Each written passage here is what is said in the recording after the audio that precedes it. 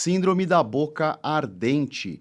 Você já ouviu falar ou sofre dessa condição que afeta milhões de pessoas no Brasil?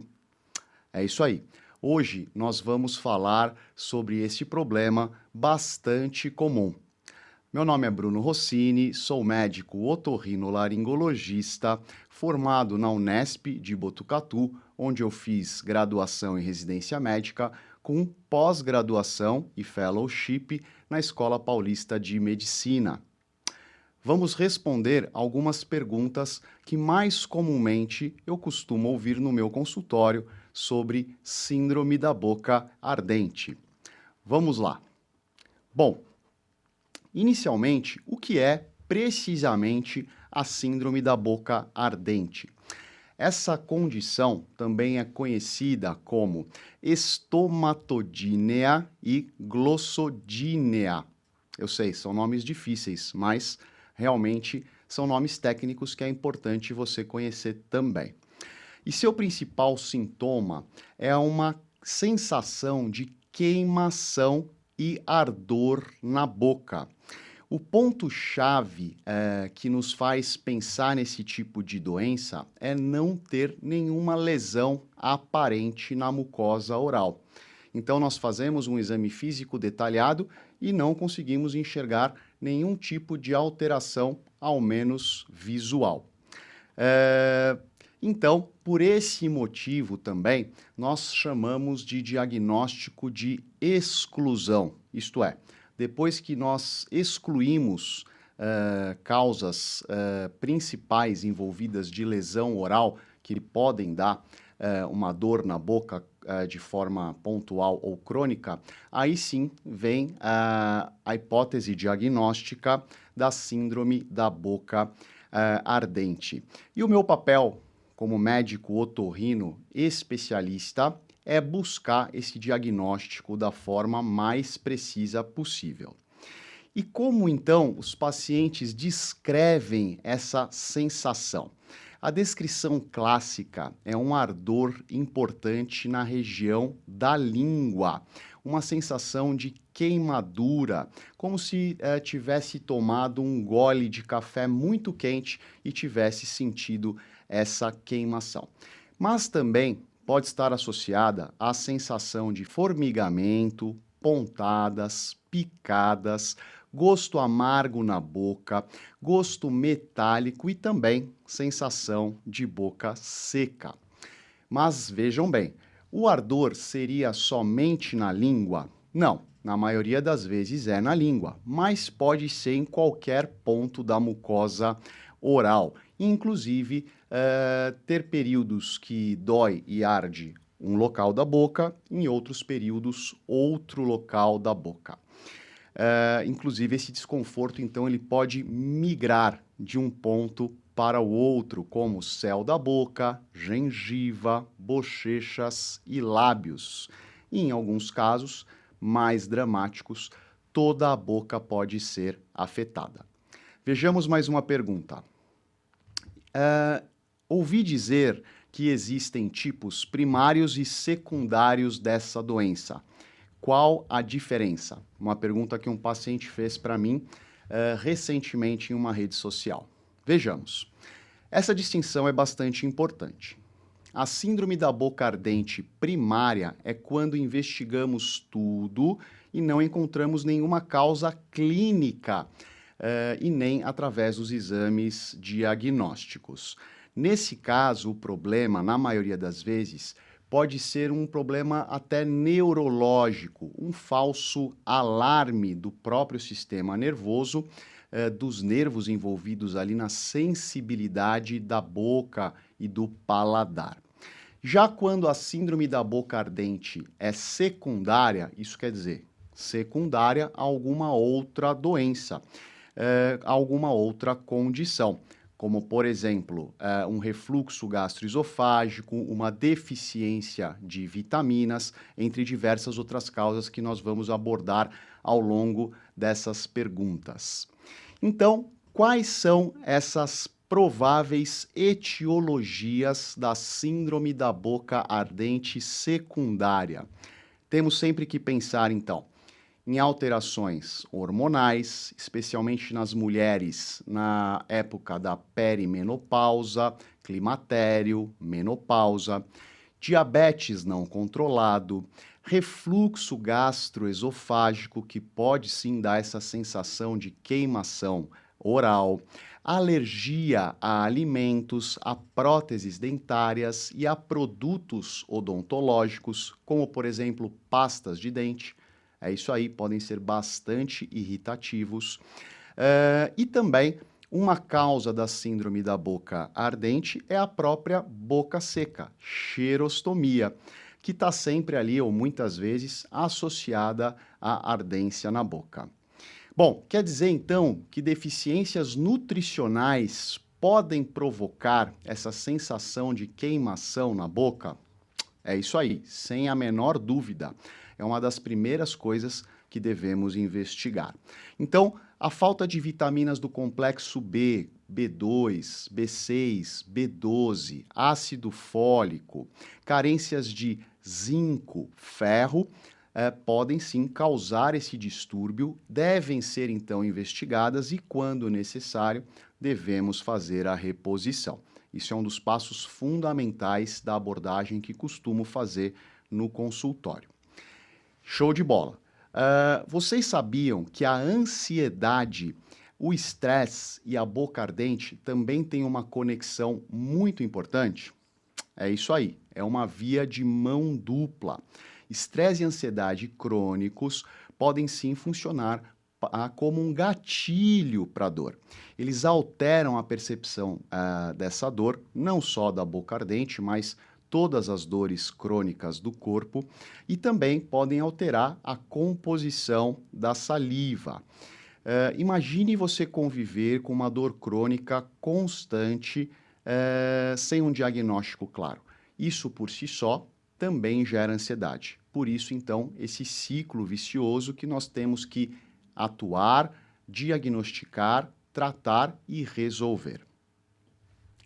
E quem corre mais risco de desenvolver a síndrome da boca ardente? Existe sim uma população mais afetada, principalmente mulheres na idade perimenopausa ou já na pós-menopausa, acima dos 50 anos, e isso é relacionado principalmente com a queda do estrogênio, que tem um papel fundamental no funcionamento de todas as mucosas do corpo humano. Quais outros fatores são associados ao desenvolvimento desse tipo de síndrome? Vejamos, é importante investigar doenças da tireoide, doenças autoimunes, como síndrome de Sjögren, né? A síndrome seca, né? Doenças neurológicas, inclusive o mal de Parkinson, e também hábitos como bruxismo, né? O hábito de ranger os dentes, uso de enxaguantes bucais com álcool, má higiene oral. Tudo isso pode ter a ver com o desenvolvimento dessa sensação de queimação crônica em nossa boca. E como a gente diferencia, por exemplo, a síndrome da boca ardente de uma doença mais localizada? Uma das mais comuns é a candidíase oral, o famoso sapinho, né? Essa é uma distinção muito importante de ser realizada. Mas, quando o paciente tem a candidíase oral, que é um fungo, né? É uma doença causada por um fungo, nós temos sinais visíveis na boca. O principal sinal são placas brancas e avermelhadas, né? Já na síndrome da boca ardente, primária principalmente, a mucosa está completamente normal. Muitas vezes, para garantir, mesmo que não tenham sinais evidentes de candidíase oral, nós fazemos o tratamento com antifúngico para excluir essa possibilidade. E então, como que eu faço o processo diagnóstico, né? Qual é então o passo a passo que a gente busca fazer? Bom, a gente tem que fazer uma investigação detalhada, é um trabalho realmente de detetive, né? Tudo começa com uma história clínica, isto é, uma anamnese. Nós vamos conversar detalhadamente sobre o problema.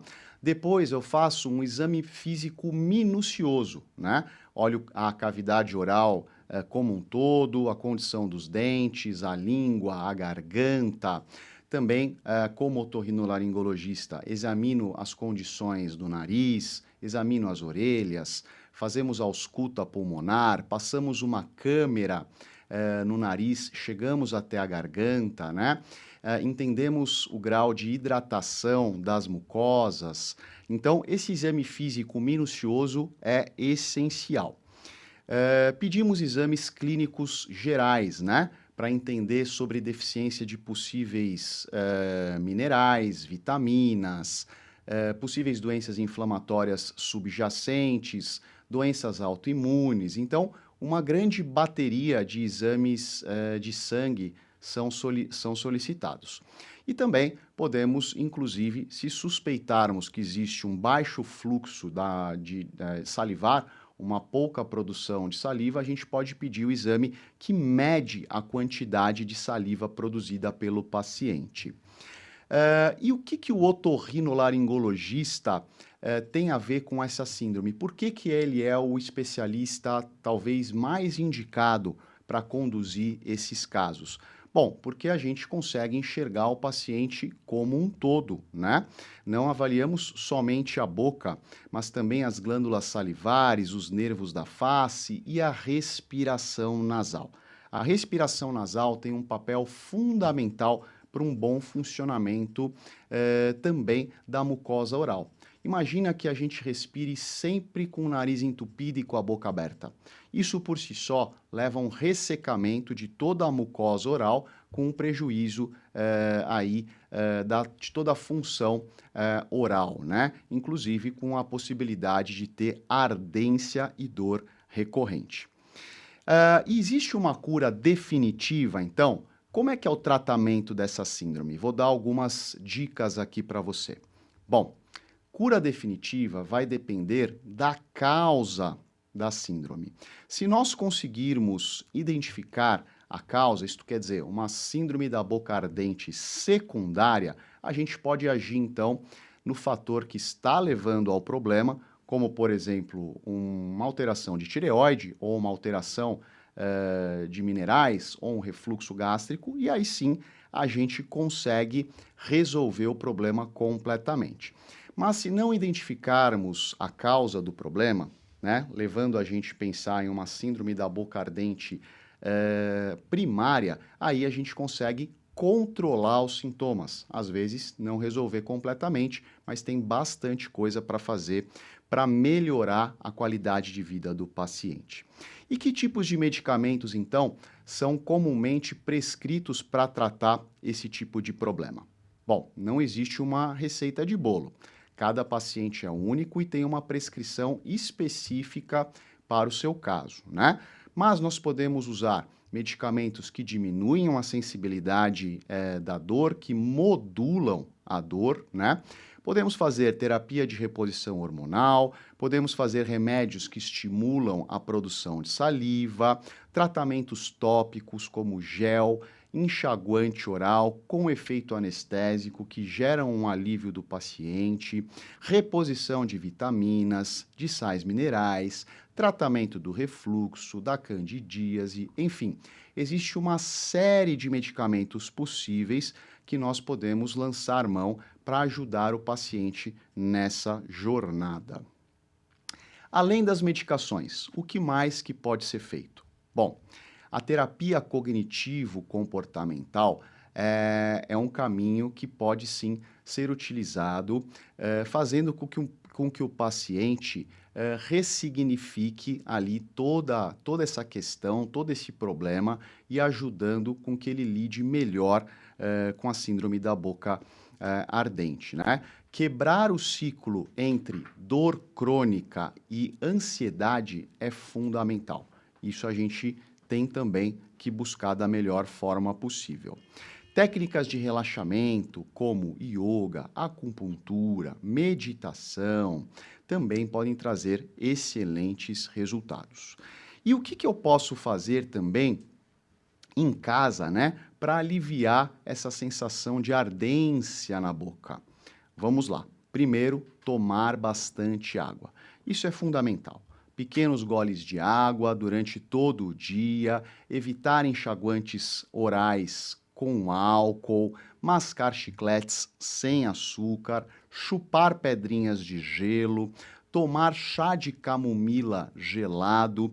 Existem várias dicas que podem ser realizadas em casa e que por si só já podem levar um grande alívio ao paciente.